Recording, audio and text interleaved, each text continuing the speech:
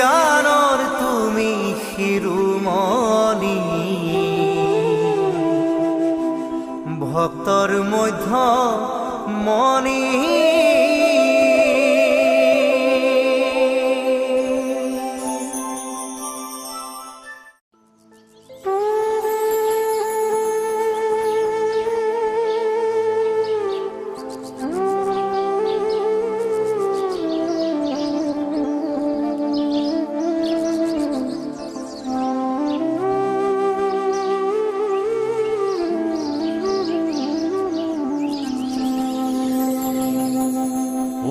এখন ভাগব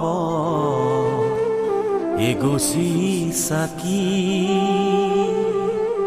এজন গুৰু শংকৰদেৱ মাধৱ সহযোগী তেওঁ কিয় বিভেদ মাতা তত্ত্ব অনুগুণী আমাৰ প্ৰিয় ভকত বান্ধৱ